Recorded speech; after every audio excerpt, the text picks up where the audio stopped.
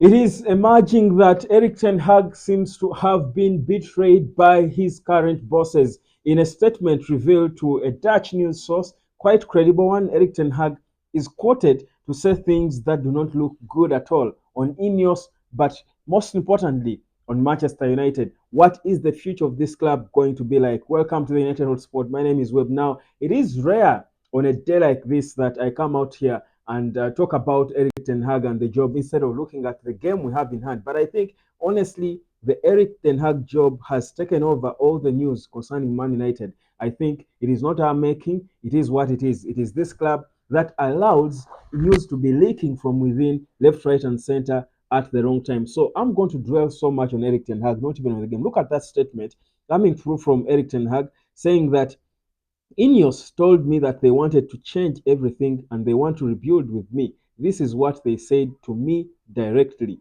Some projects have already started. A new training ground will be built. The experts in England want to show off, and for that Manchester United are easy to pray. Are easy prey. It is the biggest club in England and perhaps the world. The club is loved or hated. There is no in between. So when things go wrong, they all start talking, and these are the same people who congratulated me last year.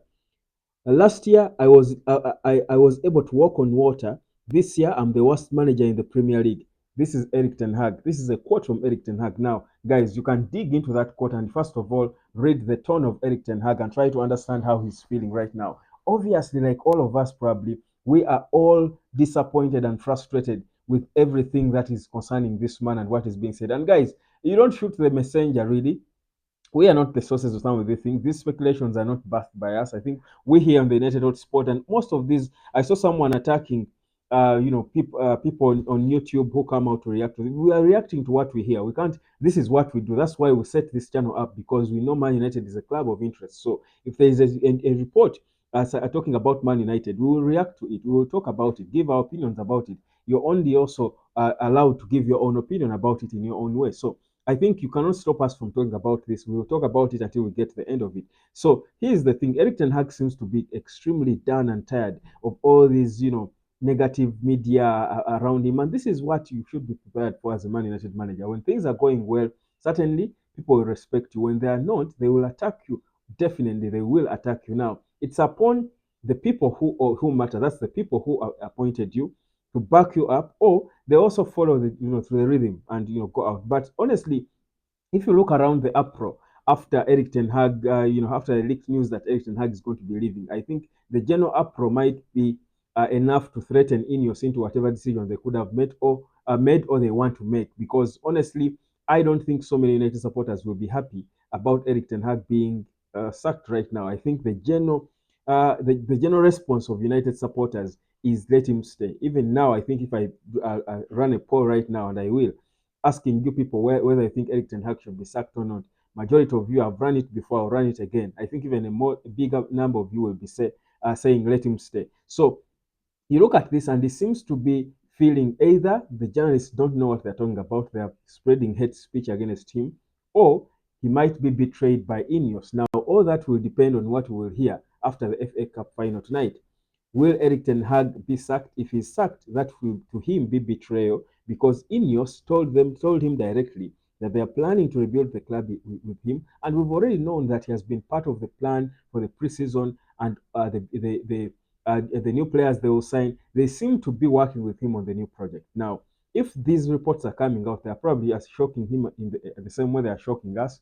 But this is how football is. This is what Man United is like. I mean, this is how bad we are. I think we've reached a point where I think there is no shame in us doing certain things a certain way. And it's honestly sad that the same Ineos people had a lot of trust in is looking. There's a lot of dirt around Ineos. I think currently that even the people who had earned confidence in them might begin to lose it. But again, until results come, the end always justifies the means. Until the results come, I think people will be feeling really, is Ineos really under control? Do they have a plan? Do they know what they are trying to do? Are they changing anything? Because honestly, this will be shameful to happen because Erik Ten Hag seems to be willing to come out there and state the facts as they are. When he's asked about his job, he's not shy to give responses, and you can clearly see that he's giving honest responses to things that are happening. How media have been trying to push him. You can clearly see that he's being pushed to the wall. He's being pushed to the wall, and it cannot pain him anymore. The fact that this news is being broken on the eve of his most important game. So it shows you that probably people have no respect to what he's trying to do, to what he has achieved, to what he can achieve, because he can still win the FA Cup title. So there seems to be a group of people within the club who don't seem to be respecting that. And he says uh, those are the few elements, because most people, again, if you go on with the quotes that came out of that interview with him, they are saying that most people at Man United from within the club are impressed and like where the direction they are taking. But it's most of the people outside who are trying to push their agenda. They are trying to push an agenda, and you know how British media can push an agenda if they want to. So we might fall for it or we might not, but of course it's not upon us to decide. So for us, we only follow the news and try to analyze it from what we know. I think especially for certain stories. So with this Erik Ten Hag situation, there seems to be, because like they say, there's no smoke without fire. There seems to be individuals within Man United who are leaking this information, like they have always done, and it's sad. But Erik Ten Hag certainly will feel more betrayed by Ineos if it happens, because of telling him one thing and doing a completely different thing. But most importantly, letting such information leak out at this point in time and giving it to these waiting media, British media, who are always waiting to pounce on any bad story. And you all know, I think it's a genuine written rule of life that bad news sells faster. So it's a sad reality going on around him that we can only wait and see how it goes. They can only, it's a matter of time. Within no time, Ineos will certainly come out and make a statement and give clarity on whether they're sticking with Erik Ten Hag or not. So, but the reality is, right now, even Ineos might be cornered into perhaps sticking with him. And any new manager who would come in at Man United, how much support would they get? It's probably becoming a scary job for any manager to take on right now. With what Erik Ten Hag is saying, with how the fans are responding, backing Erik Ten Hag, if you're McKenna, Kylian McKenna, how do you come out and come in and have the audacity to take over from a guy who has been sacked against the will of many a fan, many a supporter? Who is going to back you on the touchline? Well, maybe because you are going into an off season, maybe by the time the season starts, people will have moved on. But if the results don't come, if they beat you a few games at the start of the season, you will be feeling the wrath. So it's a difficult job. It's increasingly becoming a difficult job for even any new manager to come and take up. The Pochettinos they talk about, Kylian McKenna's and the Zabi and the like. So it's interesting, but that's what Manchester United is. That's what you get for being the biggest football club in the world and mismanaged for a very long time.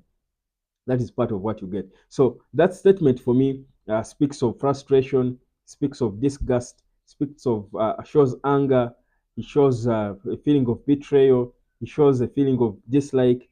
But most importantly for me, what that statement shows, it shows a manager who has got character, a strong guy, because anyone else with their ego would have honestly just dropped off the job and said, you know what, I'm done with this job. Take your job if you want it and resign. Probably they're trying to push him to resign, corner him into resigning. But the man is strong and being stoic, saying, I will stay until they want me no more. I'll try and push. But the best thing that can happen is everything happening around the club now, being the motivation the players would need to take to Wembley and take on Man City and perhaps beat them and make it even more difficult for Ineos to come out and make their decision.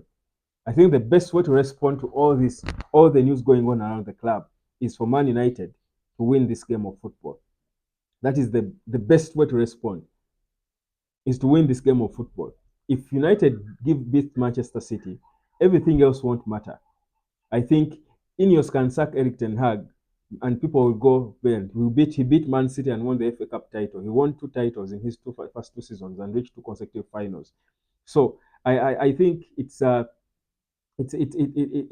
bad place for him to be, but it's a beautiful challenge. And if these players in any way have the heart for Erik Ten Hag and they would want to fight for him, this is an opportunity for them to show that they're behind him and fight for him, win him that title, and let's see what Ineos does after that. That's the only way. He can only be saved by the players, and that's why I'm expecting this game for him to select players who he knows will fight for him, play for him, and die a little for him, because that's exactly what he needs right now, and that's the only way he's going to feel, you know, uh, the love. He's also is going to trigger something new within the fan base. So it's a bad place to be. Betrayal. If this is how Ineos slides, well, we've had a taste of how they slide, going behind the backs of clubs and trying to poach people. So how then? Why then should we be surprised if this is how they are trying to treat a manager who came and brought a bit of hope in Man United? But that said, it is football. That's how the game is. It's difficult like that. It's unsparing. It's a tough world out there in football, isn't it? Especially if you're managing Manchester United. So let's see how it unfolds. But the game, I think, is still has still got to happen, and the players are still expected to put on a fight, do their job, and try to put on the best performance they can against the best team in England. So that's the betrayal going on around Manchester United. Let's wait and see what happens at the end. Subscribe, and I'll catch you with the match reaction after the FA Cup final.